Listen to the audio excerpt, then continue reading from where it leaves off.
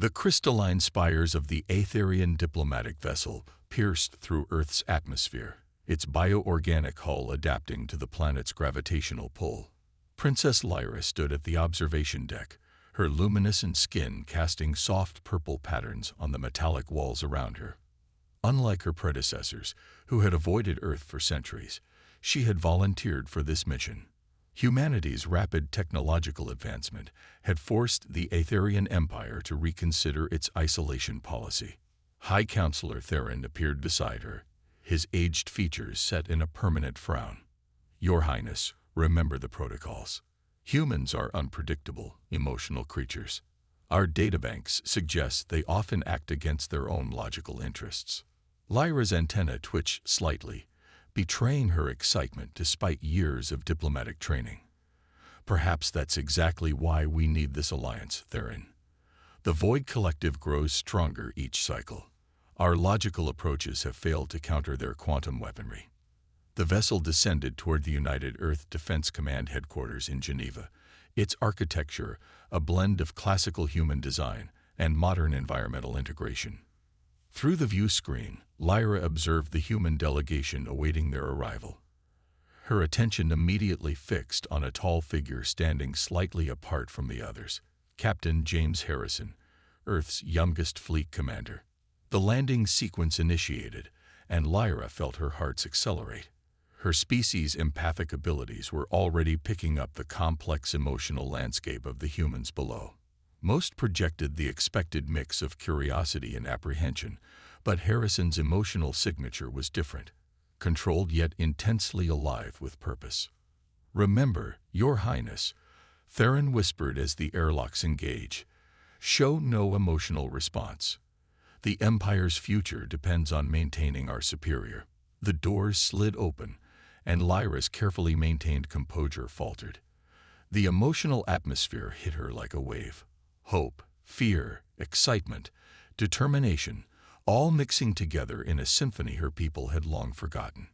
Captain Harrison stepped forward, and unlike the rigid military stance she expected, he smiled. "Princess Lyra," he said, his voice carrying an unexpected warmth. "Welcome to Earth. I hope our atmosphere isn't too heavy for you." The genuine concern in his tone caught her off guard. Aetherian protocol demanded a formal response, a carefully crafted phrase about mutual beneficial cooperation. Instead, Lyra found herself saying, "The gravity is stronger than I'm accustomed to, Captain Harrison, but adaptation is part of growth, isn't it?" Harrison's smile widened slightly, and she felt his emotional signature shift to something like pleasant surprise. "That's not the response I was expecting from an Aetherian royal. The briefing suggested your people prefer more structured interactions." Theron stepped forward, his disapproval radiating in waves that only Lyra could feel. "The diplomatic protocols clearly state that we should begin with a tour of your facilities," Lyra interrupted, surprising herself and Theron. "Captain Harrison, would you do me the honor?" As they walked through the command center, Lyra found herself fascinated by the organized chaos of human operations. Unlike Aetherian command centers, where each officer remained stationary at their assigned post, humans moved freely, exchanging information with casual efficiency. Their technology seemed almost primitive compared to Aetherian quantum systems, yet they achieved remarkable results through sheer adaptability. Harrison explained their defense strategies with unexpected candor, highlighting both strengths and weaknesses. "We know we're not the most advanced species out there," he admitted, "but we've learned to make up for it in other ways." "Other ways?" Lyra asked, genuinely curious. "Creativity, Princess. When you can't overpower a problem, you learn to think around it, through it, sometimes even under it." He paused at a massive window overlooking Earth's European continent. "Your people have been watching us for centuries, haven't you? Wondering why we survive despite our limitations." Lyra's antenna twitched in surprise. "How did you know?" Harrison's eyes held a hint of amusement. "Because that's what we would do. Watch. Learn. Try to understand. The difference is, we wouldn't have waited this long to make contact." Their conversation was interrupted by a sudden alert. Multiple screens lit up with warning signals, and the orderly chaos of the command center transformed into focused activity. Harrison's posture changed instantly, though his voice remained calm. "We have an unauthorized quantum signature entering the solar system," he announced. "Princess, I believe it's using Aetherian frequencies, but it's not matching any of the codes your embassy provided." Lyra felt her heart's freeze. There was only one possibility. The Void Collective had followed them to Earth. The very scenario she had feared was unfolding, but as she watched Harrison coordinate his team's response, she saw something her people had lost long ago: the ability to face uncertainty without fear. The first contact was about to become far more complicated than anyone had planned, and Lyra realized that the future of both their species might depend on finding a balance between Aetherian logic and human instinct.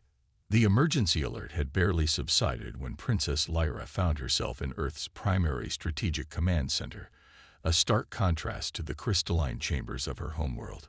Screens displayed real-time data from across the solar system, tracking the mysterious quantum signature that had triggered their defenses. Captain Harrison worked with his team, their movements fluid and instinctive, while High Counselor Theron watched with barely concealed disdain. "Your approach lacks proper procedural structure," Theron observed, his tone sharp. "The Aetherian response protocol for quantum intrusion requires a 17-step verification process." Harrison didn't look up from his console. "With respect, Counselor, while you're verifying those 17 steps, the threat could already be inside our defense perimeter. We prefer to adapt in real time." Lyra found herself drawn to the human approach. Their command center operated like a living organism, each person anticipating the needs of others without formal requests. Lieutenant Diana Patel coordinated sensor arrays while simultaneously helping a junior officer calibrate detection frequencies. Commander Marcus Chen adjusted defense grid parameters based on subtle changes in his teammates' body language rather than waiting for verbal orders. "Captain," Lyra stepped forward, her antenna sensing the complex emotional currents in the room. "Perhaps we could integrate our approaches. The Aetherian quantum detection matrix could enhance your early warning systems." Harrison turned to her, his expression thoughtful. "That would mean giving us access to your technology. Won't your council object?" "They already object to everything about this mission," Lyra replied, surprising herself with her candor. "But sometimes preservation requires evolution." The next few hours revealed more about humans than all the Empire's centuries of observation.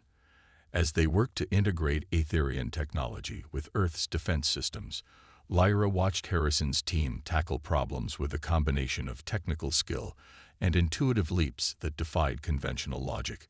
When traditional interfaces proved incompatible, Lieutenant Patel suggested using music harmonics to synchronize the quantum frequencies, an approach so unorthodox that Theron actually sputtered in protest. "Music," he demanded. "You want to defend against potential quantum-level threats with musical frequencies. Why not?" Harrison countered.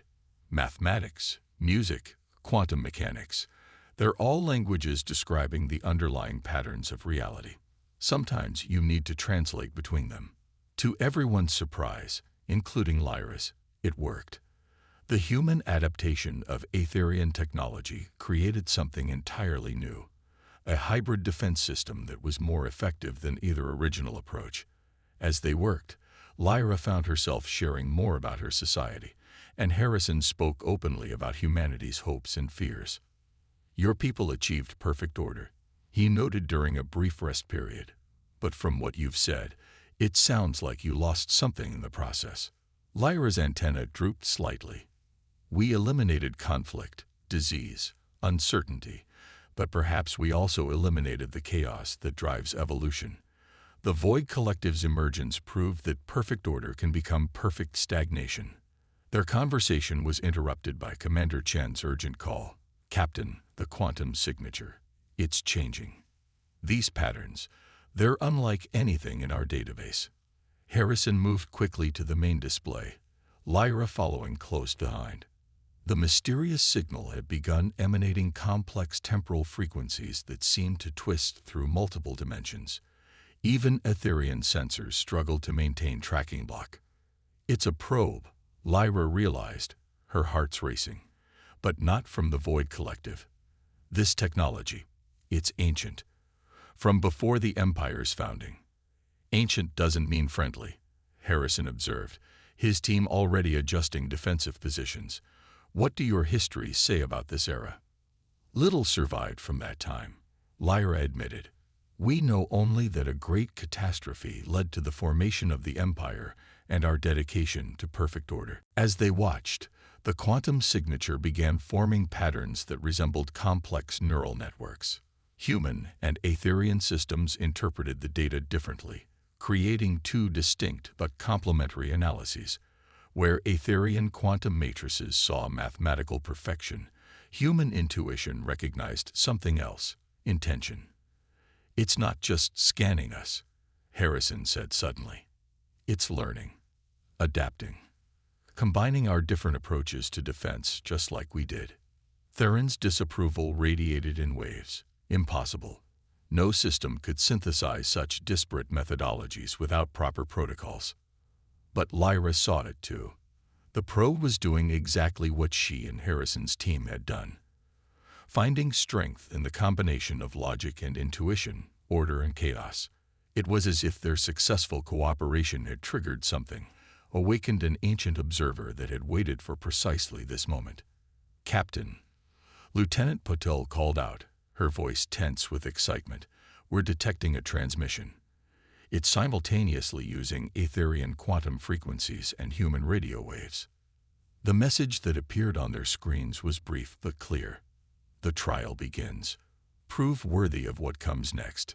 Lyra and Harrison exchanged glances, both recognizing that their impromptu cooperation had unwittingly initiated something far larger than a simple diplomatic mission. The barriers between their cultures had begun to blur, and in that blurring, something new and potentially powerful was emerging. "Well, Princess," Harrison said with a slight smile that didn't quite hide his concern, "it seems your diplomatic mission just got more interesting. Any protocols in your training cover ancient trials from beyond known space?" "No," Lyra replied, finding herself returning his smile despite the gravity of the situation. "I suppose we'll have to improvise, like humans do." The ancient probe's message hung in the air like a challenge, its quantum signatures pulsing with otherworldly energy. The command center had fallen into an uneasy silence, broken only by the steady hum of monitoring equipment. Princess Lyra felt the emotional atmosphere shift as humans and Etherians alike grappled with the implications of what they faced. "The trial begins," Harrison muttered, studying the shifting patterns on the main display. "But what exactly are we being tested for?" As if in response to his question, the probe's energy signature suddenly expanded, enveloping Earth's entire defense grid in a quantum field that defied both human and Etherian understanding. Alerts blared as systems began failing in cascade, but not in any way their training had prepared them for.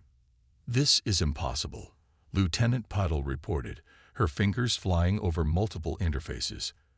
"Our systems aren't just shutting down, they're being transformed. The fundamental programming is being rewritten at the quantum level." High Counselor Theron's composed facade finally cracked. "The same is happening to our Etherian systems. Every quantum matrix is being reconfigured into patterns we've never encountered." Harrison turned to Lyra, his expression grave but determined. "Princess, your people's historical records. You said they mentioned a catastrophe before the Empire's founding. Could this be related?" Lyra's antenna vibrated with growing recognition. "There were always rumors, legends really, about why our society became so ordered.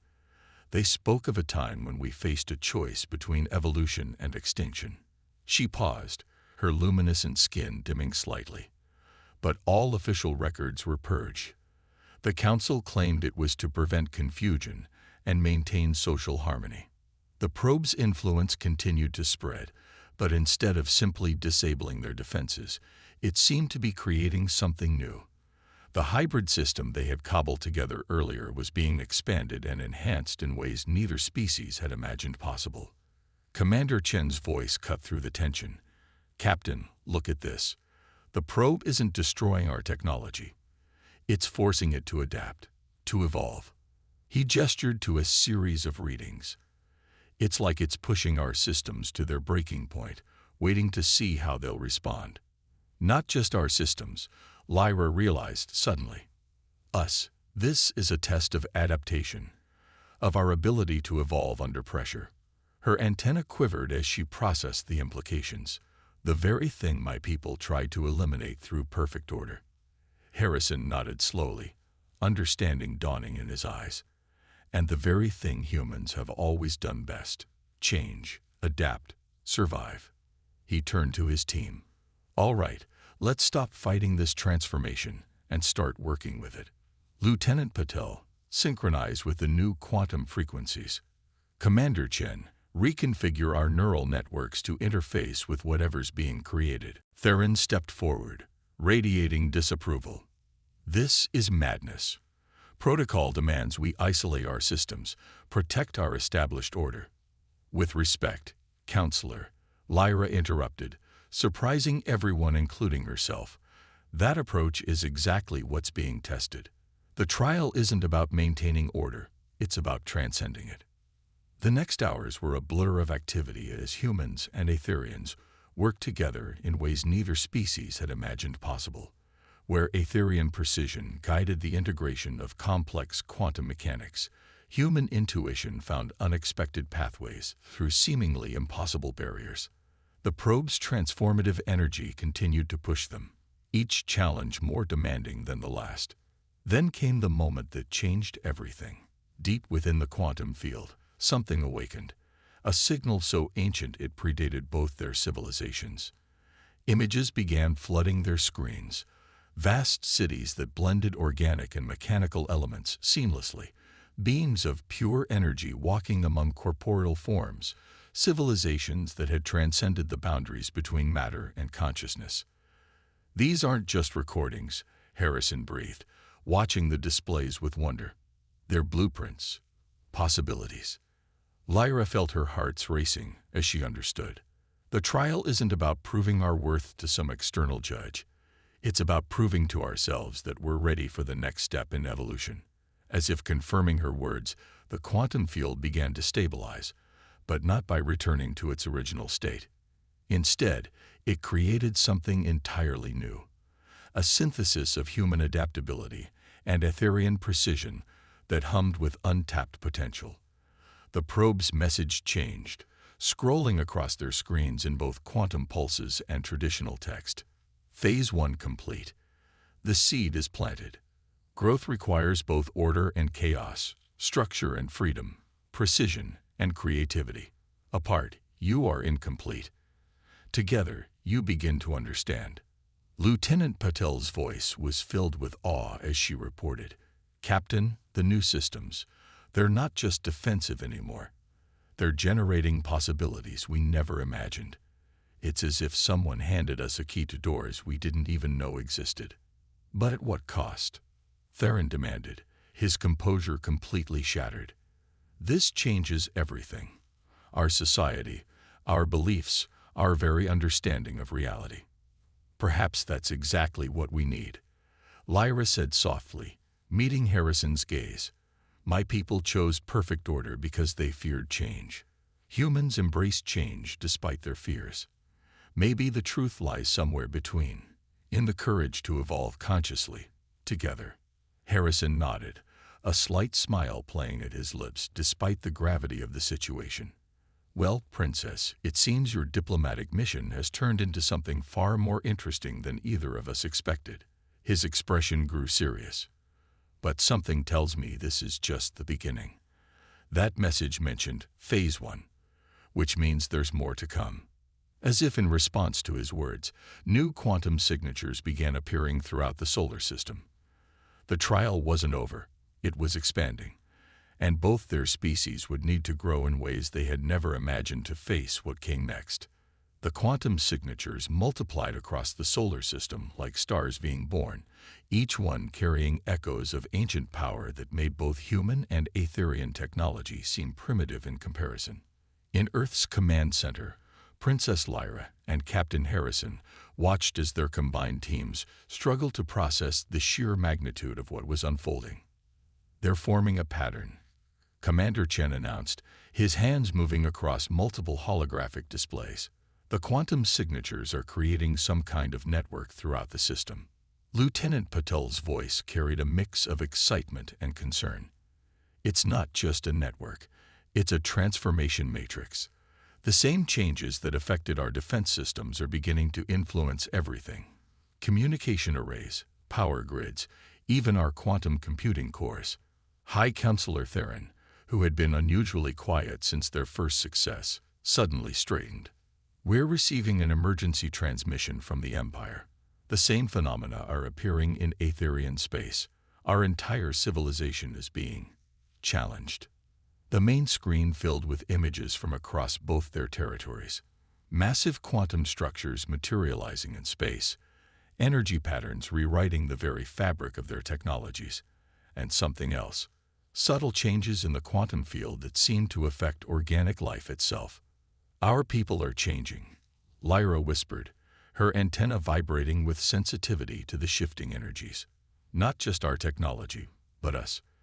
The trial isn't just testing our civilizations, it's offering to transform them." Harrison studied the data with intense focus. "The question is, transform them into what? And do we have any choice in the matter?" As if in response, the ancient probe's message shifted. Phase 2 initiated. The seeds of change require nurture. Choice determines growth. Evolution demands wisdom. New data began flooding their systems. Fragments of knowledge from civilizations so advanced they bordered on the miraculous.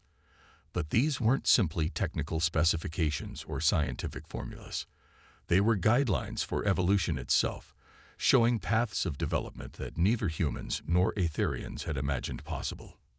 "Look at this," Lieutenant Patel called out, her voice filled with wonder. "These quantum patterns, they're not just affecting our technology.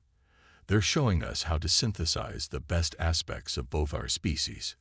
Human adaptability with Aetherian precision, emotional intelligence with logical processing. It's like a roadmap to transcendence." But with understanding came a terrible choice. The data showed clearly that this evolution couldn't be controlled or contained. It would transform both their civilizations fundamentally and irrevocably. The carefully ordered structure of Aetherian society would have to embrace chaos and change, while humans would need to accept a level of integration with technology that many would find frightening. "This is too dangerous," Theron declared, his composure finally breaking completely. "We cannot allow our entire civilization to be rewritten by some ancient force we barely understand. The Council will never." "The Council's fear of change is exactly why we're facing this trial," Lyra interrupted, her voice carrying an authority that surprised everyone, including herself. "We've hidden behind perfect order for so long we've forgotten why our ancestors chose it in the first place. This isn't about destroying who we are. It's about becoming what we're capable of being." Harrison nodded, a slight smile playing at his lips despite the gravity of the situation. "Evolution isn't about erasing the past. It's about building on it. Humans have always known that change is inevitable. The real choice is whether we guide that change or let it guide us." The quantum network pulsed with new energy, and suddenly both species could see possibilities they had never imagined. Cities that lived and breathed, technology that thought and felt, consciousness that transcended the boundaries between organic and artificial. But more importantly, they saw themselves, not as separate species struggling against the universe, but as potential partners in something greater. "We need to make a decision," Commander Chen said quietly. "These changes, they're accelerating. If we're going to guide this evolution, we need to act now." Lyra turned to Harrison, her luminescent skin glowing with intensity. "My people chose perfect order because they feared the unknown.